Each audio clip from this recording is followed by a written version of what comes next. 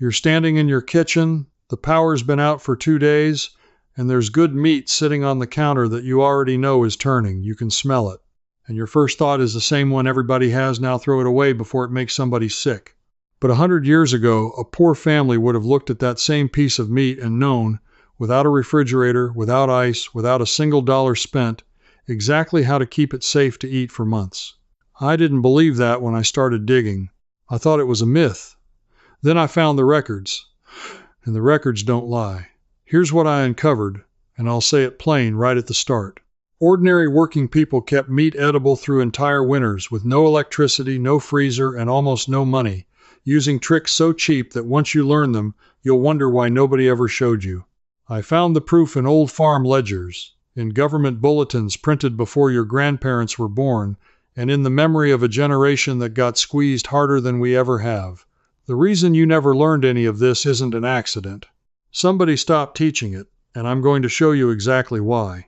Stay with me, because the last method I found, the one buried inside a 1921 government pamphlet I'll name before we're done, is so simple you could do it this weekend with a pot and a spoon you already own. It cost the poorest family in the county almost nothing. It kept meat good on a shelf in a warm room for half a year. And it works today just as well for somebody living paycheck to paycheck as it did in the worst winter of the Great Depression. I tested it myself before I ever said a word to you. Let me take you back to where this started for me. I was sitting in the back room of a small county historical society, the kind of place with one volunteer and a space heater, and somebody handed me a cracked leather ledger from a farm dated 1918. Inside, in pencil, a farmer had written out his winter meat count, how many pounds of pork he put up in November, and how many pounds his family was still eating the following May. 6 months later, no ice, no power, and every ounce accounted for, safe. I sat there and read it 3 times, because it did not match anything I'd been told about how food works. That ledger is what sent me down this trail, and I'm going to walk you through every step of it. The first thing I had to understand was salt, because salt is where every one of these methods begins. Now, you already know salt has something to do with preserving meat. Everybody's heard that, but almost nobody today knows the actual numbers, and the numbers are what stopped me cold. Salt doesn't just add flavor. Salt pulls the water straight out of the meat and out of any bacteria trying to grow in it. Take away the water, and the rot has nothing to live on. The old-timers had a rule for it, and I found the same rule repeated in 3 separate sources: 1 pound of salt for every 4 pounds of meat for a hard cure, packed tight so no air could reach the surface. A Roman farm writer named Cato wrote down almost that exact ratio more than 2,000 years ago, laying hams and salt in a barrel, then hanging them to dry. 2,000 years. This is not new knowledge. It is old knowledge that was working perfectly long before anybody could plug anything into a wall. And here's what really got me. A dry salt cure done right doesn't need to stay cold the way we think. The salt itself does the work. Poor families in the 1800s kept salt pork in a wooden barrel in the corner of the cellar, and they pulled from that barrel all year. I found household accounts where a single barrel of salt pork was the main meat for a family of 8 through an entire winter for the price of the hog and a sack of salt, so I tried it. I took cheap pork, I packed it in coarse salt in a plastic tub, layer after layer, salt on the bottom, meat, more salt, pressing out every air pocket, and it worked exactly like they said it would.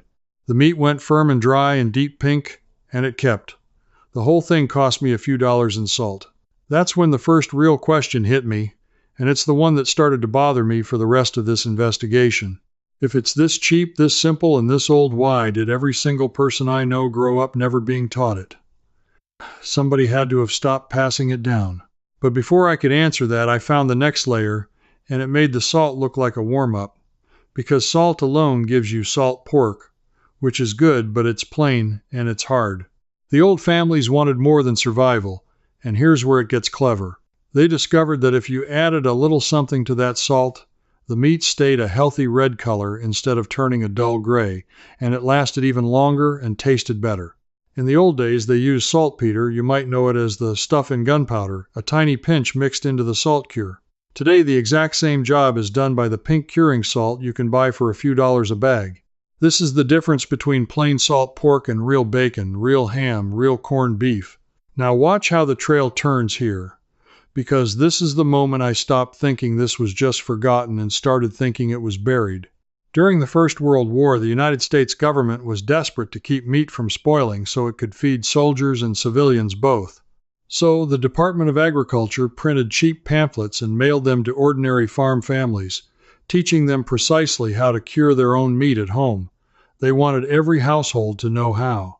Compare that to now. When was the last time anyone in charge sent you free instructions on how to never need their product again? That contrast is the first hard clue, and it points straight at something I wasn't ready to say out loud yet. Somebody, somewhere along the line, decided you were more useful not knowing. Here's how they did the wet version, and it's beautiful because it uses even less salt. Instead of packing meat in dry salt, they made a brine salt, dissolved in water, strong enough that a raw egg or a potato would float in it. That was the old test. No thermometer, no scale. If the egg floated, the brine was strong enough to hold. They'd submerge the meat completely, weigh it down with a clean stone so nothing poked above the surface, and let it sit in a cool corner. That's corned beef. That's the ham your grandmother made. And the cost was almost nothing but salt and water and time. But here's the detail that made me sit back in my chair. I found references to families who kept the same brine going for years. They'd pull meat out, and when they added new meat, they'd top the brine back up with more salt, and that liquid became a kind of living heirloom passed from mother to daughter. A brine crock that had been working since before the children were born. Think about that against how we live now. We buy, we use, we throw away, we buy again. These people built something once, and it fed them for a generation. And every time I found a method like that, the same nagging question got louder. Who benefits when you forget how to make something that lasts? I'll tell you who, but not yet, because I need you to see the next piece first, the piece that answers a question you might already be forming. You're thinking, all right, salt and brine, but what about when you can't keep anything cool at all? What about heat? And the poor families had that answer too, and it's older than salt, it's smoke. Smoke does two things at once, and both of them are pure chemistry that no marketing department can take away from you. The heat and airflow dry the surface of the meat, and the smoke itself lays down a thin coat of natural compounds that kill bacteria and stop fat from going rancid. That's why smoked meat hangs in a warm shed and doesn't spoil. The poorest homestead in the hills could have no cellar, no ice, no barrel of salt to spare, and still put up meat for winter with nothing but a small fire and time. A smokehouse could be a barrel with a fire pit dug beside it, the smoke traveling through a trench in the ground so it arrived cool. That's it, scrap wood and dirt. I found the practice written down going back centuries, across every country that ever had a cold winter and a poor population. Country ham in the American South, cured and smoked and then hung to age for a year or more in a shed, with the seasons swinging from freezing to sweltering. And it doesn't just survive, it gets better. There are hams in Virginia smokehouses that were hung the way a man's great-grandfather taught him, aged 18 months, no power ever touching them, and they sell today for more money than the fresh meat ever would. The old method didn't make cheap food. It made better food for less. And that fact is the thread I kept pulling, because it flips everything we've been sold. We were told the modern way is an upgrade. The evidence kept telling me the modern way is just the profitable way. Now let me stop here, because I know exactly what a lot of you are thinking right now, and it's a fair thing to think. You're thinking this all sounds fine for somebody with a farm, a hog, a shed, a barrel, and a sack of salt money. You're thinking, I don't have any of that. I'm counting what's in my account right now, and it's thin, and a bag of curing salt and a crock feels like more than I can spare this week. I hear you. I want you to hear me just as clearly. The next thing I'm going to show you was made for exactly that situation, for the person with almost nothing, using only what's already in the kitchen, spending not one extra dollar. This is the part of the trail that convinced me these old families weren't just frugal. They were geniuses of doing more with nothing, and we've been talked out of every bit of it. If this kind of buried knowledge speaks to you, the real methods, the real numbers, the real history of how ordinary people kept themselves fed without depending on anyone, I put together a lot more of it in my book, Poor Man Smart, which you can find linked in the description. It goes deeper into the systems that working people built from almost nothing, the kind of practical thinking that got quietly pushed out of every kitchen and every classroom. Pick it up if you want the fuller picture, because what I'm about to show you next is exactly the kind of thing you'll find there. Because the poorest people didn't always have salt to spare either. Salt cost money, and in hard times money was the one thing nobody had.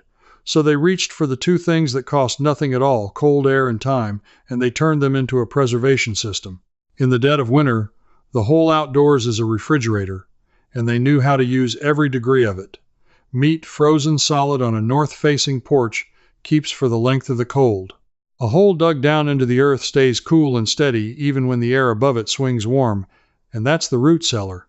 The free refrigerator our ancestors dug once and used forever. No motor, no bill. Just the ground doing what the ground does. And here's the trick inside the trick. The one that costs nothing but changes everything. They dried it. Cut the meat into thin strips. Salt it lightly if you have any salt. And let dry air pull every drop of moisture out until it's hard and light and won't spoil. That's jerky. And jerky is just the beginning. A strip of dried meat weighs almost nothing, takes up almost no space, and lasts for months on a shelf in a warm room with nothing done to it but drying. You can do this today in your own kitchen, with your oven on its lowest setting and the door cracked open, or in front of a fan, using meat you already bought and a few cents of electricity, or none at all. No special equipment, no crock, no smokehouse. The cheapest meat in the store turned into something that outlasts anything in your fridge. Now push that idea one step further, because the people who had the least pushed it the furthest. And what they made is the thing that honestly stunned me. They took that dried meat, pounded it into a powder, and mixed it with melted fat, sometimes with a few dried berries, and packed it tight.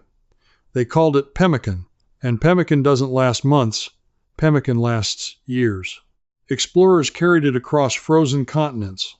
There are accounts of it staying good for decades when it was kept dry. A poor family could turn a single animal into a dense, fatty, lasting food that would carry them through the leanest stretch of the year, and it cost them nothing but the meat they already had and the fat they'd have thrown out anyway. Read that again.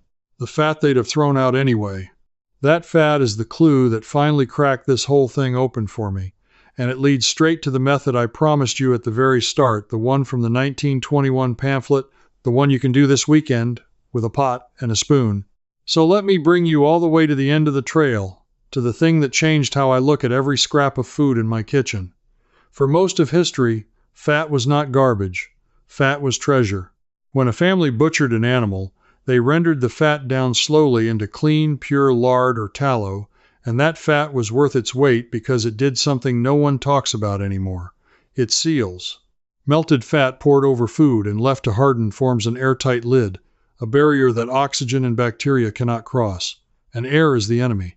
Take away the air, and food that should spoil in days simply doesn't. Here is the method, and I want you to really picture it, because it is almost too simple to believe. You take your cooked meat and it works with the cheap cuts, the tough ones, better than the expensive ones. You cook it slow and gentle in fat until it's meltingly tender. Then you pack that meat down tight into a clean jar or a crock, pressing out every pocket of air. And then you pour the warm, melted fat right over the top until the meat is completely covered, sealed under a solid inch of it, no piece of meat touching the air at all. The fat cools and hardens into a white cap. And that meat, sitting under its seal of fat in a cool cupboard, with no refrigeration whatsoever, stays good to eat for months. The French have a fancy name for it. They call it confit, and they charge a fortune for it in restaurants. But it was never a rich man's food. It was a poor farmer's way of stretching one butchering across an entire season, and the English-speaking poor did the very same thing and called it potted meat. Not the can from the store, I mean the real thing, meat cooked, packed, and sealed under fat in a crock on a shelf. It shows up in old cookbooks going back to the 1600s. And I found it, spelled out step by step, in a United States Department of Agriculture publication, Farmer's Bulletin number 1186, on curing and keeping pork on the farm, from the early 1920s, sitting in the public record the whole time, teaching every family in America how to keep meat without a machine. I couldn't just take an old pamphlet's word for it, so I did it myself. I took a cheap, tough cut, cooked it low and slow in its own fat and a little extra lard, packed it into a clean jar, pressing out the air, and capped it with a full layer of melted fat until not one fiber of meat was exposed. I put it in the coolest cupboard I have. And it kept. No hum of a motor, no bill at the end of the month, no plastic, no waste, just meat, fat, and the same knowledge that carried the poorest families through the hardest winters this country ever saw. The fat we scrape into the trash without a thought was their lock and key. So now let me answer the question I've been holding back this whole time, the one that got louder at every step. Why did all of this disappear? Why did a country that once mailed free instructions to every farmhouse suddenly go quiet until 2 or 3 generations grew up believing meat simply cannot be kept without a machine running day and night? Follow the money, because it tells the whole story. In the 1920s and 30s, the electric refrigerator arrived, and the companies that made them needed you to buy one. A family that could seal meat under fat in a crock for pennies had no reason to. So the message changed quietly, relentlessly, through advertising in every magazine and every new cookbook. The old ways got rebranded as dirty, dangerous, backward, a thing your poor grandparents did because they didn't know better.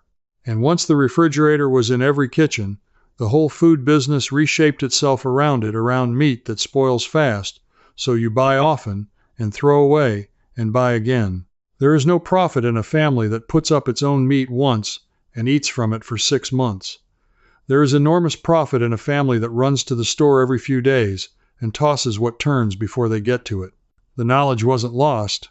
It was made to feel worthless. And there's a real number that shows the cost of that. Studies out of university extension programs and food waste researchers keep landing on the same figure. American households throw away close to 1/3 of the food they buy, and meat is some of the most expensive of it. Roughly 1/3 straight into the bin year after year from families who are told there's no other way. Our great-grandparents, with far less than we have, wasted almost nothing because they held the knowledge that a warm fire, a barrel of salt, a crock, and a layer of fat could beat spoilage cold. We were handed a machine and talked out of the wisdom. And a machine is something you rent from the power company for the rest of your life. That's what that farmer's ledger from 1918 was really telling me, the one that started all of this. Pounds of pork in November, still feeding a family of 8 the following May, every ounce written down in pencil, not one machine anywhere on that farm.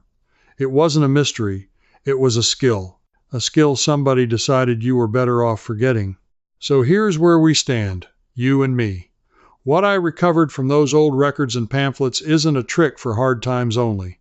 It's a piece of independence that used to belong to ordinary people and got quietly taken back, the plain ability to keep your own food safe without asking permission from anything that plugs into a wall. Salt pulls out the water. Smoke lays down its shield. Cold air and dry air cost nothing. And fat, the very thing we throw away, seals meat under an airtight cap that carried families through winters we can barely imagine. You hold all of that now the same as they did.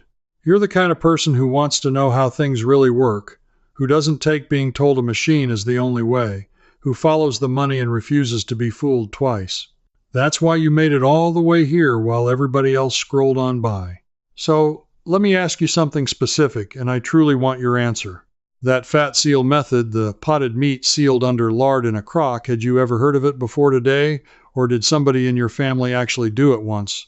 A grandmother, an old aunt, somebody who kept a crock in the cellar? Tell me in the comments. Say where you're watching from and whether your people ever put up meat this old way, because I read every one of these and the stories you leave are how we piece the rest of this back together. If you want to reclaim more of what was quietly taken from folks like us, come along. This is a place for people digging the old knowledge back out of the ground where the profit makers buried it. Because the next thing I'm chasing is the free way our great-grandparents kept eggs fresh for a whole year without a refrigerator, using one cheap thing off the shelf that almost nobody remembers. I found the first records already. And once you see how simple it was, you're going to be just as angry and just as free as I am right now. Before you go, let me tell you where this really opens up. Inside the poor man's circle, I continue this video with the parts I couldn't fit here. And if you get stuck, ask me your own question, and a real person, me, answers you myself. You won't be doing this alone. Just point your phone's camera at the code on the screen and cancel anytime with one click. Come join me.